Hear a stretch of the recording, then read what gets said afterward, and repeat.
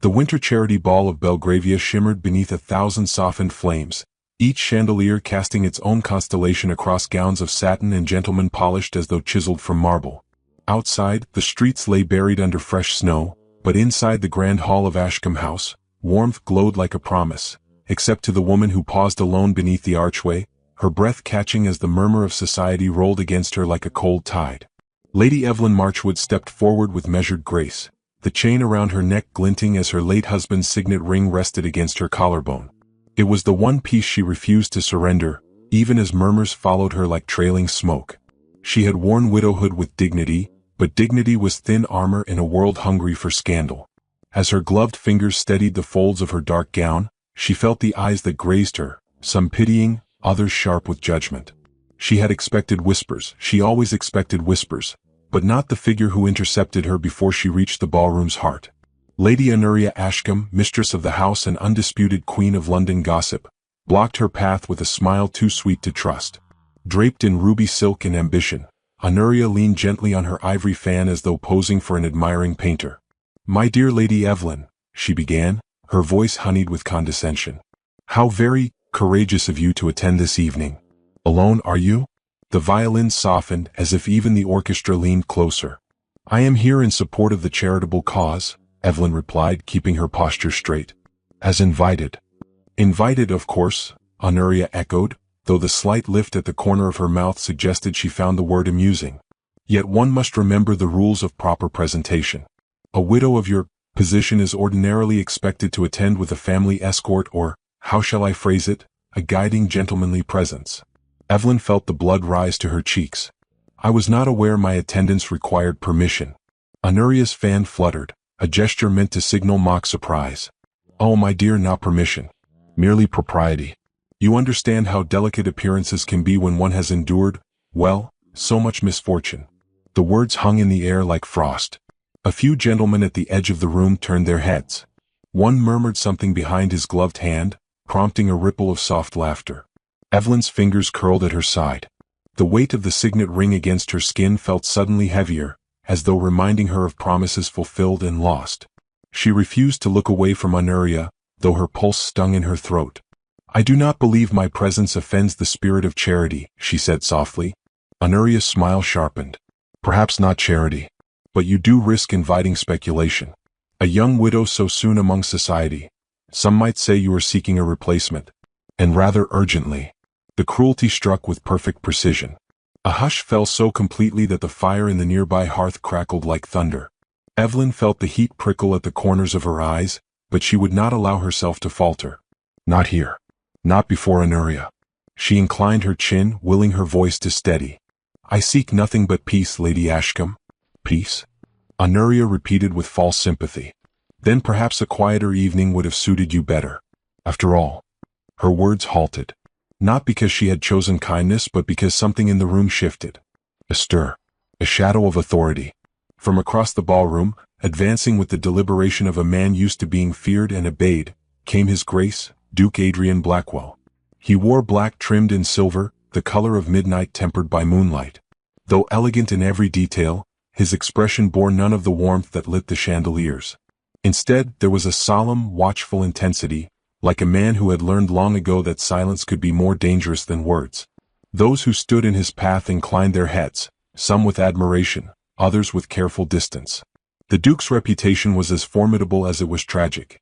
He had once been the most sought-after bachelor in London until heartbreak carved distance between him and the world. Since then, he had mastered the art of keeping others at the edge of his shadow. Yet as he approached Evelyn, there was something different in his gaze. Recognition, perhaps, or a quiet outrage on her behalf. "Your Grace," Honoria simpered, immediately changing her tone. "What an unexpected—" He did not look at her. Instead, he stopped before Evelyn, his presence drawing a circle of silence around them. "My lady," he said, his voice low and composed, "may I offer you my arm?" The question stunned the room. Even the orchestra faltered. Evelyn blinked, uncertain she had heard him correctly. "Your Grace." Honoria stepped forward quickly. "Surely this is unnecessary." The lady was merely... Now he looked at Honoria, and the slight narrowing of his eyes carried more authority than any spoken reprimand. "She is not unescorted," he said, his tone chilled to perfect civility. "She is with me." A collective gasp rose from every direction. Scandal bloomed instantly, whispers sprouting like sparks leaping from dry tinder. Evelyn felt her heart lurch. This gesture, this shield, was so unexpected she could not speak. She searched Adrian's face for explanation, but found only calm intensity, as though he were aware he had not merely offered support. He had taken a stand. Honoria recovered enough to offer a brittle smile. "Well, if His Grace insists." A flicker of triumph lit the eyes of onlookers, eager for fresh rumors. Evelyn sensed how quickly her name would twist through the night, but beneath the rising tide of gossip, one truth settled like a steady breath. She had been spared humiliation. The Duke offered his arm again, and this time she laid her hand upon it, her fingers brushing his sleeve. The faintest tremor passed through her, but his steadiness grounded her as he guided her into the ballroom. Conversations shifted around them like waves altering course. Faces softened, some with curiosity, others with resentment, but no one dared obstruct the Duke's stride. Evelyn glanced up at him. "Your Grace," she whispered, her voice trembling despite her resolve, "I do not know why you intervened." He did not slow. "I did not intervene," he murmured. "I merely refused to indulge cruelty disguised as propriety." A warmth stirred at the center of her chest, unexpected and foreign. She had no claim on him, no reason for his protection. Yet he offered it without condition. As they reached the center of the ballroom, the orchestra resumed with a sweeping waltz, and chandeliers gleamed overhead like falling stars. Around them, society tried to pretend it had not witnessed a shift in power. The Duke paused, turning toward her, his expression unreadable. "If their whispers trouble you," he said so quietly only she could hear, "you have only to speak. I am not easily intimidated by rumor." Before she could answer, the dance began, and the moment slipped from her grasp, leaving in its wake a question she could not yet name. The evening had begun in shame. But now the air trembled with the first hint of something dangerous. Something fateful. Something that would not be ignored. Snow drifted in soft spirals beyond the tall windows of Ashcombe House, the garden beyond wrapped in pale moonlight. Inside, the ball glowed with warmth and color, but Lady Evelyn Marchwood felt strangely suspended between the two worlds, half in the glittering present, half in the quiet ache of memory. The Duke's intervention still clung to her like the warmth of a fire after stepping out of the cold. She walked beside him, her hand resting lightly upon his arm, and though every inch of her training instructed her to maintain composure, she sensed the air thickening with speculation each time they passed a cluster of elegantly dressed guests. Adrian Blackwell, Duke of Hawthorne, moved with the assured poise of a man accustomed to scrutiny. Yet there was something in his stillness, some unspoken burden, that made his presence feel less like a shield and more like a solemn vow. Evelyn wondered what ghosts he carried. She felt the faintest tremor of unease at leaning on a man whose heart seemed walled like a fortress. When the waltz ended, he offered her a measured bow. "If you wish to breathe easier," he said quietly, "the garden is less vigilant than the ballroom." Evelyn hesitated. "The gossip will follow us regardless." "Then let it," he replied. "We grant them power only when we fear their judgment." The words, spoken without flourish, struck deeper than she expected. She inclined her head, and he guided her toward the terrace where the cold met them like a sharp inhale. The night smelled of snow and roses, the dormant buds glistening with frost. "Forgive my earlier interference," Adrian said as they stepped along the moonlit path. "I did not intend to impose myself. But Lady Ashcombe's cruelty was intolerable." "You saved me from a humiliation she crafted with exquisite precision," Evelyn murmured. "I owe you thanks." "No thanks," he said. "Only honesty." His candor caught her unprepared. She looked away, focusing on the shimmer of snow resting atop thorny stems. "Honesty," she echoed. "A rare offering in these circles." "Which is why it is valuable," he answered. Their footsteps pressed soft imprints into the snow-dusted stone path, the silence between them neither awkward nor empty. Evelyn felt strangely exposed beneath the Duke's quiet gaze, as though he saw more than she spoke. A sudden breeze swept across the garden, plucking at the chain around her neck. She reached up instinctively, but too late. Her locket slipped free, falling with a muted clink onto the stones. "Oh," she breathed, bending at once. But he had already moved. With swift precision, Adrian stooped and retrieved the delicate piece, cradling it in his gloved hand as though it were something fragile and irreplaceable. "It is warm," he remarked softly. "You hold it often." She stilled. "It is the last portrait I possess of my husband." He opened his hand, revealing the gold locket nestled in his palm. The miniature painting inside was faint but lovingly rendered, a solemn naval officer with steady eyes. "A man of duty," Adrian said quietly. "Yes," Evelyn whispered. "Duty claimed him before our second anniversary." The Duke's gaze lingered on the portrait a moment longer before he closed the locket and returned it to her with a gentleness she did not expect. Their fingers brushed, and the contact sent a startled warmth up her arm. She clasped the locket quickly, struggling to steady her breath. "You carry your loss with grace," he said. "Few manage it without bitterness." "And you, your grace," she asked softly, "do you carry yours?" For the first time, something flickered across his features, pain swiftly contained. "We all have our ghosts, Lady Evelyn. We prefer them unseen." The rawness of his tone warned her not to pry further, yet her heart tightened with an unexpected, sympathetic ache. This man, guarded and distant, had stepped into a storm on her behalf for reasons she could not yet name. She wondered whether he realized how deeply his gesture had unsettled her world. Before she could speak again, voices drifted across the terrace. Laughter. Footsteps. The light scraping whisper of gossip approaching with claws extended.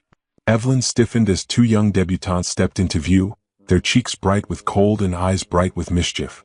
When they saw her and the Duke standing together in the near darkness, their smiles sharpened. "Oh," one whispered to the other, loud enough to be heard. "So it is true." "What is true?"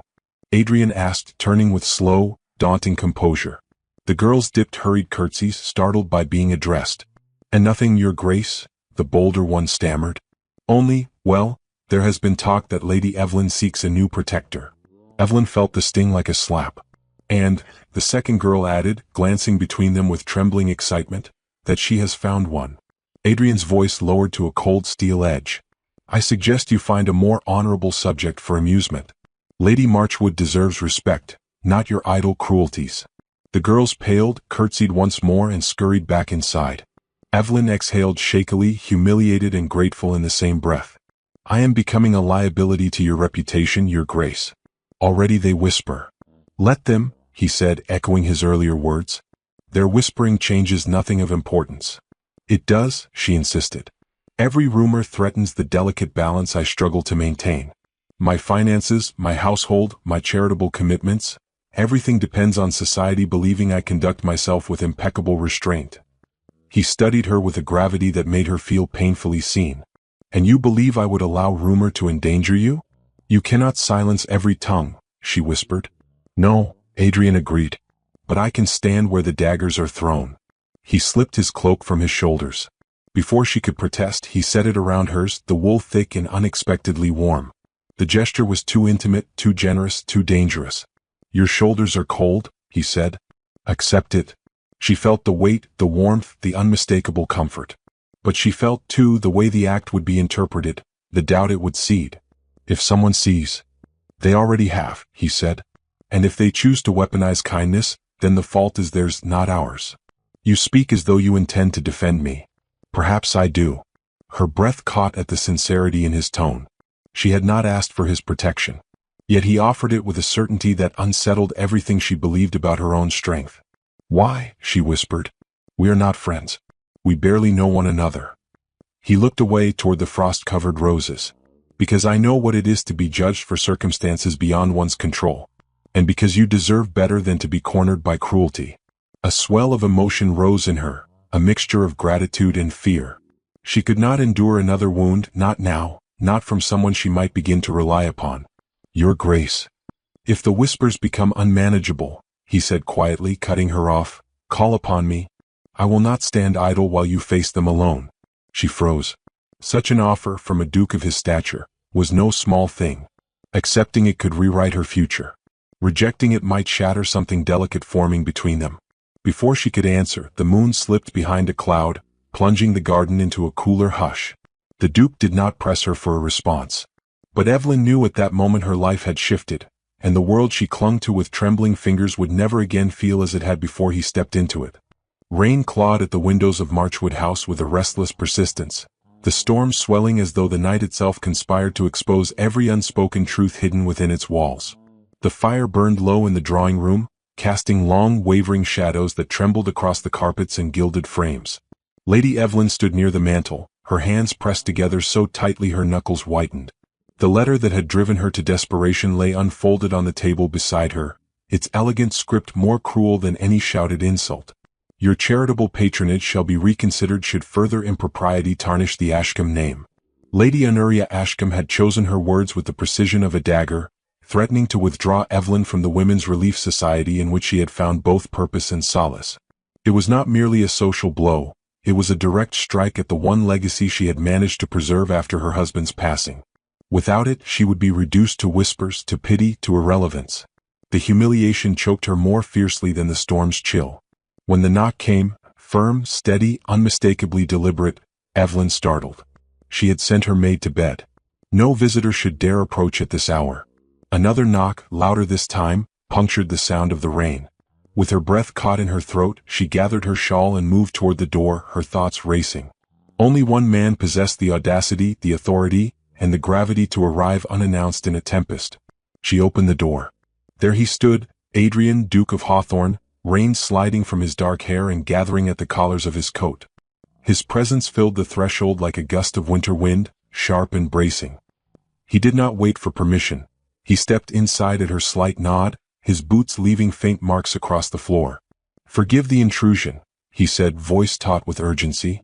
"Your footman informed me you had dismissed the staff early. I feared something was amiss." Evelyn closed the door behind him, her pulse unsteady. "I did not summon you, Your Grace."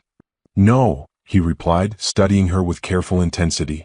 "But you look as though you needed someone." The gentle audacity of that statement nearly undid her.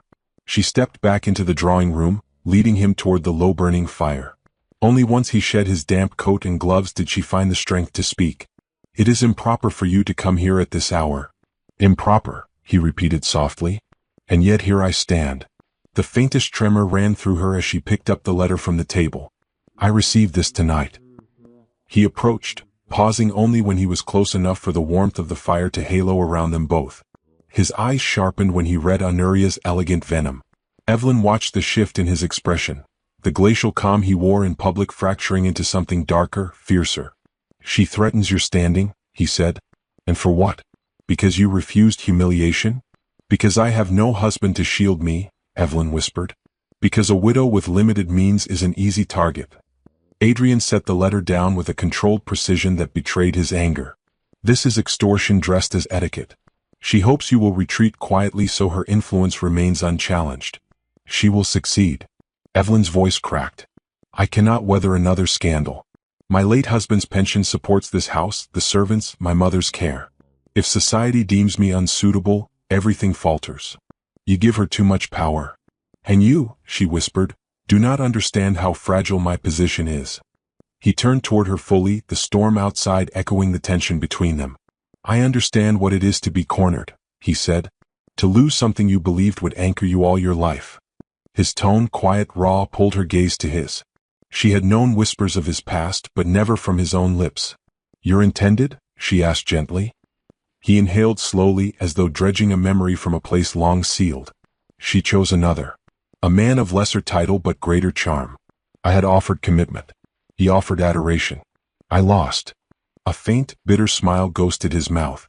"Since then I have lived cautiously. Perhaps excessively so. And now?" Evelyn ventured. "Now," he said, his eyes meeting hers with startling honesty, "I find myself standing in a widow's drawing room in the dead of night, compelled by concern I do not entirely understand." Her breath shivered. She looked away, afraid of what emotion might surface if she held his gaze too long. "I never intended for you to be entangled in my troubles. And yet I am," he answered. "By choice." The storm hammered harder at the windows, punctuating the rising tension. Evelyn hesitated before speaking again, each word feeling heavier than the last. "There is a way to quiet the rumors," she said softly, "but it requires more courage than I possess." "Say it," he urged. She swallowed hard. Her fingers tightened around the shawl at her shoulders. "The tribute ceremony for the naval widows is in 3 nights. If I arrive alone, it will confirm every whisper. If my patronage is revoked, the donations I manage will be reassigned. I will lose everything." "You will not go alone," he said immediately. Her breath faltered. "You misunderstand. Appearing with a gentleman would not suffice. They require decorum, respectability. A display of stability. The realization dawned in his eyes, sharp as lightning. She forced the words out before fear silenced her. I must appear as a married woman. Or at least, as though I still have a husband to present. Silence fell, thick, solemn, electric. Adrian stepped closer until the firelight gilded the edges of his features. And you ask me, he said slowly, to stand as your husband. For one night, Evelyn whispered. Only the ceremony. Only to show them my life is not as unstable as they believe. His jaw tightened, the muscle feathering with restrained emotion. You do not understand what you ask. I do, she said, though her voice trembled. And I ask because I have no one else. He looked at her then, not as society's widow, not as a charity patron, but as a woman cornered by cruelty, clinging to dignity by a thread. The Duke's breath shifted, deeper, heavier, as though he battled something inside himself. He stepped nearer still, close enough for her to feel the warmth radiating through him. If I stand beside you as a husband, he murmured, I cannot feign affection. I cannot pretend connection. I do not play at intimacy. Her heart thudded painfully. I do not expect affection, she whispered. No, he said, his gaze piercing through her. You expect salvation. And that is far more dangerous. Rain thundered overhead, and for a long moment neither spoke. At last, Adrian lowered his voice to a near whisper. Evelyn, are you certain this is what you want? A tear slipped down her cheek, unbidden, glimmering in the firelight. I am certain I cannot survive this alone. The Duke's breath caught, barely, but she felt it. The storm raged outside. Inside, something far more perilous began to take root. And the night held its breath, waiting for his answer. The marble steps of the Royal Naval Memorial Hall glistened beneath a thin veil of frost, the morning sun struggling to break through the pale haze of winter. Carriages lined the front courtyard like somber sentinels, their wheels cracking over ice as London's most dignified families arrived for the annual tribute to fallen officers. It was a gathering steeped in reverence, but beneath the respectful bowing and murmured condolences, society's appetite for gossip remained insatiable. And no name stirred sharper curiosity that morning than Lady Evelyn Marchwood's. She stood at the base of the steps, clad in a gown of deep mourning black that gleamed softly under the weak daylight. Her hands, gloved in kid leather, trembled ever so slightly as she touched the chain at her throat, ensuring her late husband's signet ring rested where it always did, over her heart. She exhaled slowly, bracing herself for the eyes she knew were watching. The air shifted. A hush moved through the crowd. A carriage bearing the crest of Hawthorne Manor rolled to a stop. The door opened, and out stepped Adrian, Duke of Hawthorne, dressed in a sharply tailored coat of midnight blue trimmed with silver. His posture alone commanded silence. His gaze swept the courtyard before settling on Evelyn with a gravity that tightened something deep within her chest. For a moment, neither moved. The world narrowed to the space between them. Then he descended the remaining steps and offered his arm as though the gesture were the most natural thing in the world. Are you prepared? He asked quietly. No, she admitted, voice unsteady. But I am here. And so am I, he said. You need not fear their judgment. She placed her hand on his arm. At once, the whispers ignited. The Duke escorted her? Surely this confirms the rumors. How bold of her, how reckless, how cunning. Evelyn kept her chin lifted, though every word scraped at her composure. Adrian's arm was steady beneath her hand, solid as carved granite, a silent promise of protection. Inside the hall, great arching windows flooded the marble chamber with a muted glow. Officers in dress uniforms stood in rows, their medals gleaming like captured stars. Portraits of fallen heroes lined the walls, each framed in brass. A hush fell as Adrian guided Evelyn forward, their footsteps echoing through the vast space. Lady Honoria Ashcombe stood near the podium, her expression freezing at the sight of them. Her fingers tightened around her fan. The gleam in her eyes sharpened with disbelief and fury. Your Grace, she said sweetly as they approached, how unexpected to see you in such intimate company. Adrian inclined his head politely. Lady Ashcombe. And Lady Evelyn, Honoria continued, her voice laced with venomous sweetness. What a surprise. One might almost believe you wished to deceive the committee with appearances. Evelyn felt heat burn beneath her skin. But Adrian's voice cut the air with quiet authority. She deceives no one. She honors her husband's memory. Something you seem to have forgotten in your enthusiasm for propriety. A ripple surged through the crowd, shock, offense, awe. Honoria stared at him, her mask cracking. Your Grace, I will not tolerate. You tolerate far too little, he interrupted, his tone still elegant, still controlled, yet edged with steel. And meddle far too much. Evelyn held her breath. Never had she seen a man of his rank confront a lady of Honoria's influence so directly. It was both reckless and breathtaking. Honoria recovered herself with practiced grace. If you wish to make a spectacle, your grace, do proceed. I shall take note. Take what notes you wish, Adrian replied. But you will not threaten her again. Gasps fluttered through the hall. Honoria's lips thinned, her fan trembling ever so slightly. The ceremony bell tolled. The crowd shifted toward the central dais. Evelyn moved with Adrian toward their designated place, her heart hammering. As they stopped before the marble altar where candles flickered in trembling rows, she felt her resolve waver. What you said to her, she whispered. You place yourself in the center of the storm. And you, he murmured, are the only reason I step into it. The ceremony began. The presiding officer recited the names of the fallen, each echoed by the solemn strike of the ceremonial bell.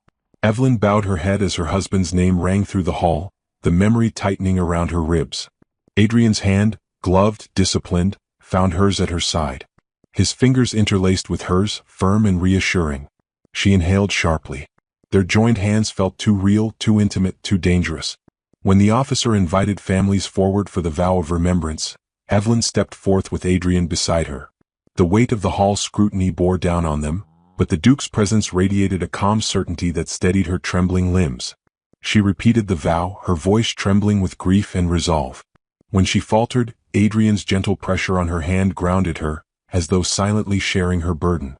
The vow completed, the hall erupted into low murmurs of shock and speculation. Honoria's glare cut through the murmurs like a knife, but Adrian remained unaffected. When they reached the marble steps once more, Evelyn stopped abruptly, turning to him. You should not have spoken so boldly. You will become the target of every whisper. Let them whisper, he said. But they will twist your name because of me. Then let it be twisted, he replied, his tone softening. I do not regret defending you.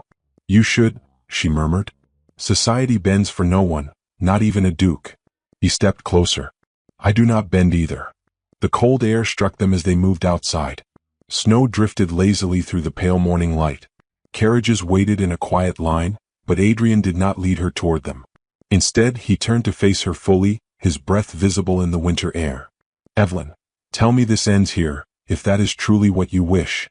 Her pulse stumbled. What do you mean? You asked for a husband in appearance. His voice was low, steady. You have had that for one night.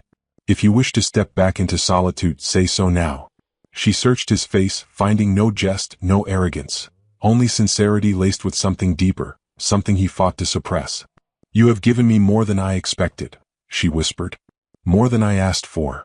And yet, he replied quietly, I stand here wanting to give more. The snow fell between them, soft as confession. Evelyn's heart tightened painfully. She wished to speak, to answer, to choose, but fear caught her breath. Adrian stepped closer, his voice a low murmur. Say the word, Evelyn, and I will walk away.